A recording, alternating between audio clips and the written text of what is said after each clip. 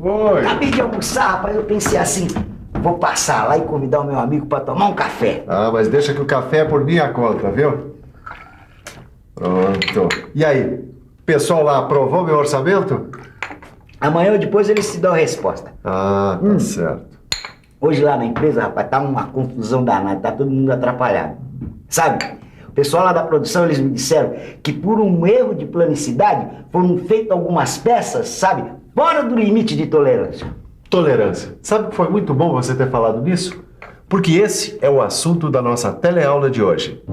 Na teleaula de hoje, você vai conhecer o conceito de erro, os tipos de superfícies, perfis e cortes, e conhecer as notações e simbologia.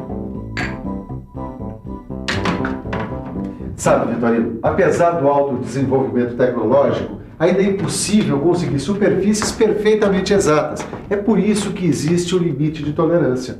E assim mesmo o pessoal erra. Ah, mas isso é comum, né? Uma falha no processo de usinagem, nos instrumentos ou nos procedimentos de medição e pronto, a peça fica com erro de forma. E isso é apenas o começo do que a gente vai ver hoje. Nossa teleaula está começando.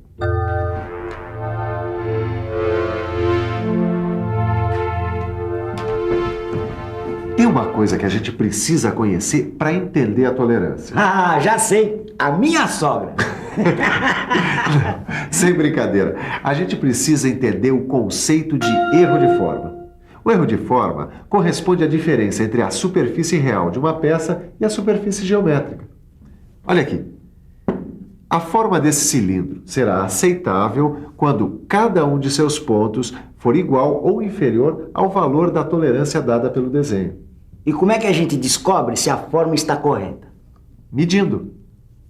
A diferença de forma tem que ser medida perpendicularmente à forma geométrica teórica. A gente tem que tomar cuidado para que a peça esteja corretamente apoiada no dispositivo de inspeção, para não se medir um valor falso. Miguel, essa daqui é a peça com erro de forma? Um erro de forma, ele pode ser ocasionado por vibrações, imperfeições na geometria da máquina, defeito nos mancais, árvores, etc. Eu posso saber como é que o Sherlock aí descobriu esse erro de forma? Bom, esse erro, ele pode ser detectado com essa régua de controle. Agora, os erros de forma, eles podem ser detectados e medidos com instrumentos convencionais de controle como micrômetros, comparadores e até aparelhos específicos de alta resolução para quantificar e qualificar desvios.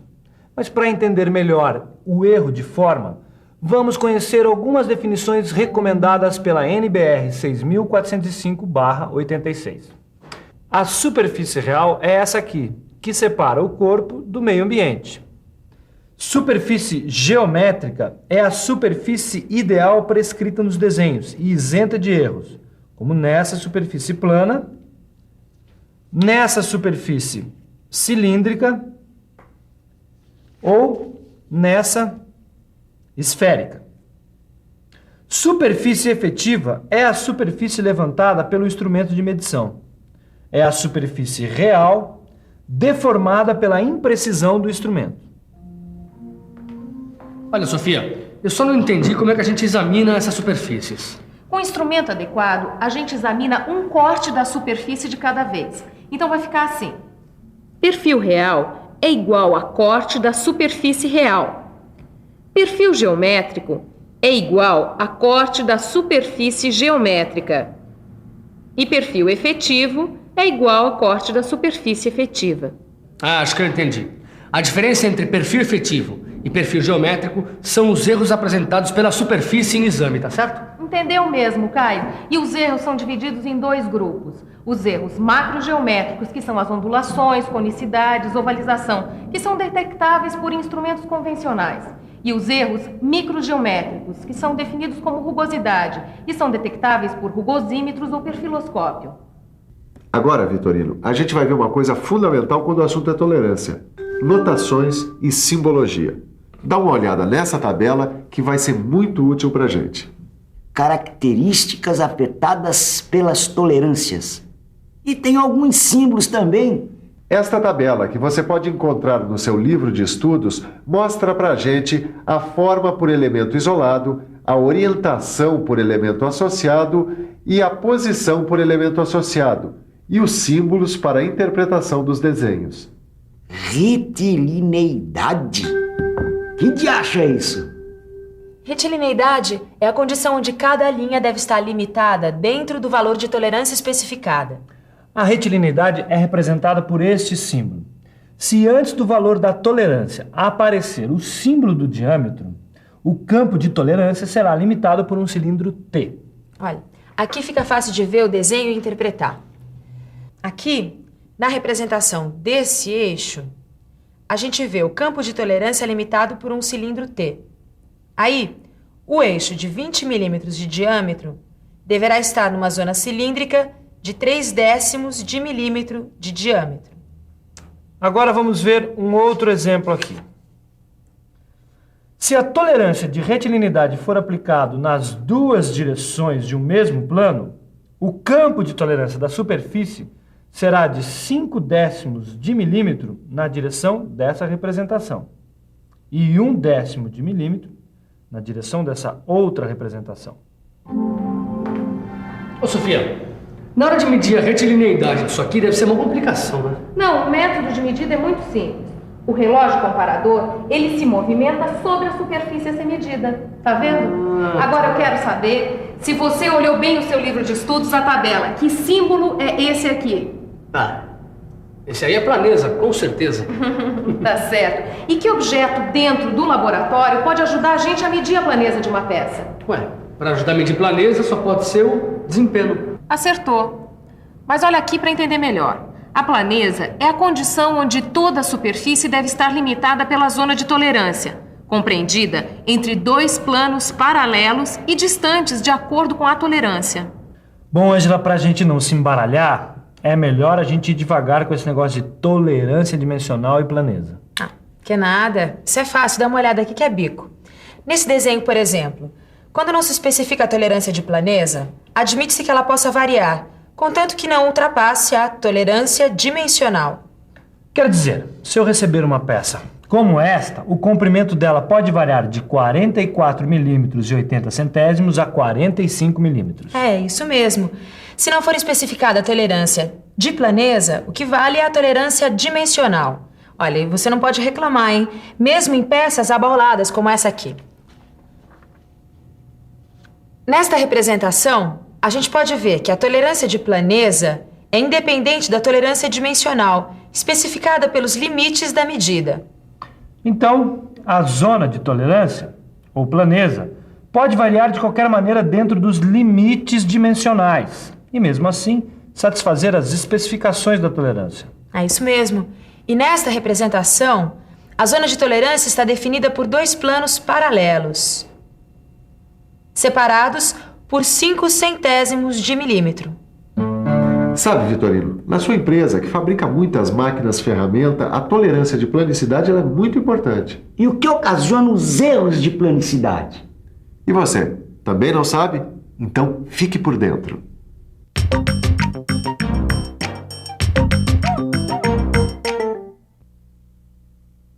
Os erros de planicidade acontecem por causa da variação de dureza da peça ao longo do plano de usinagem, desgaste do fio de corte, deficiência de fixação da peça durante a usinagem, má escolha dos pontos de locação e fixação da peça, folga nas guias da máquina e tensões internas do material.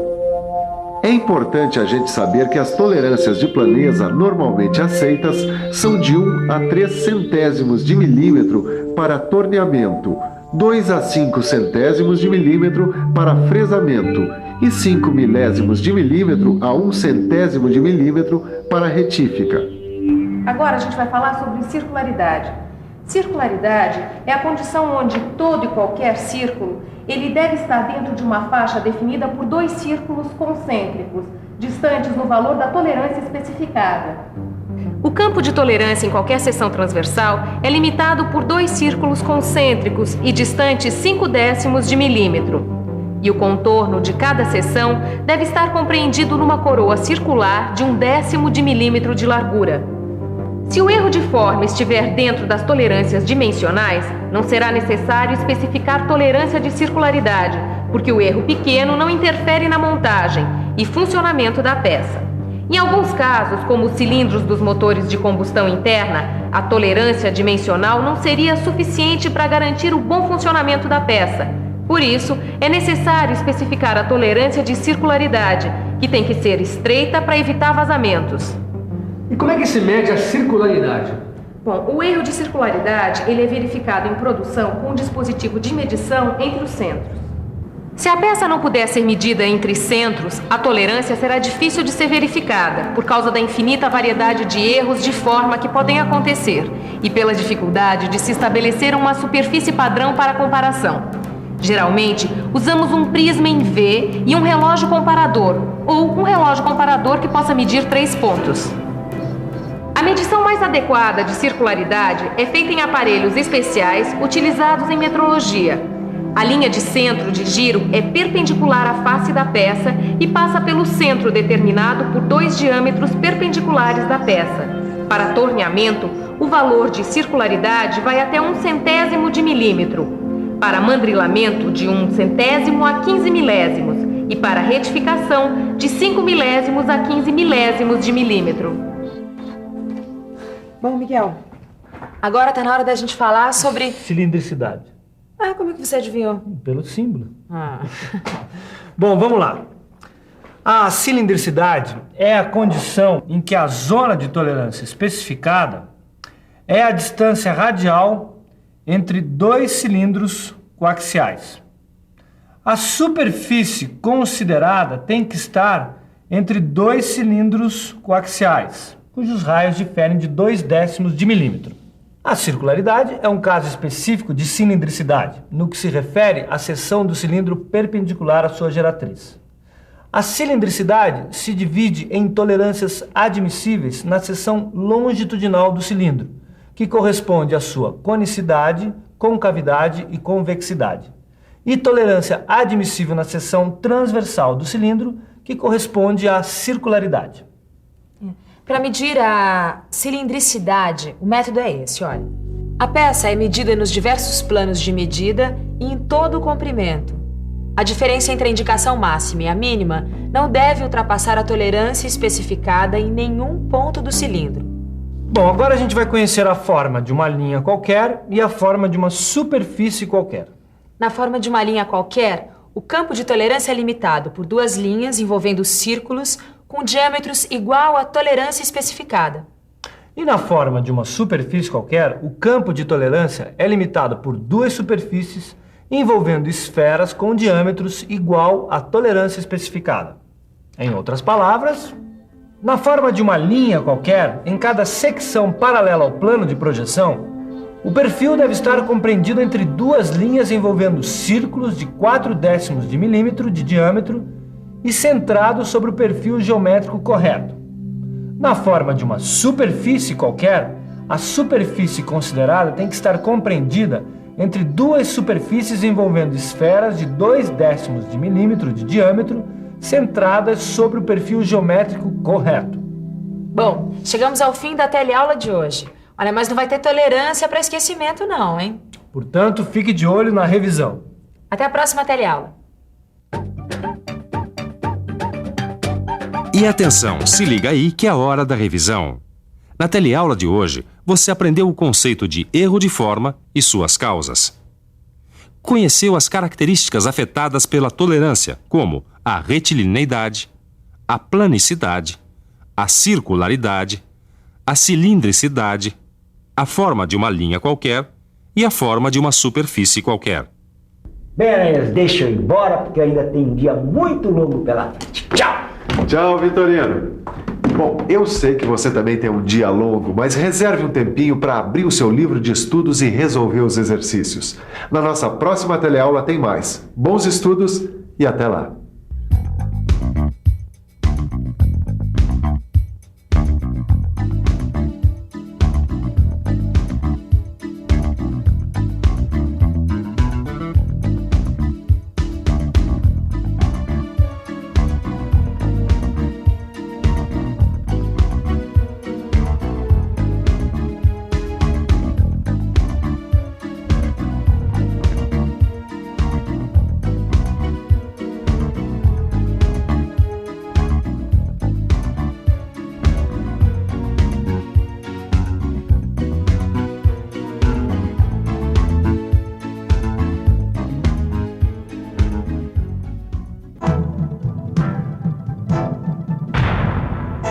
Telecurso 2000, um programa de educação do Sistema Fiesp e da Fundação Roberto Marinho.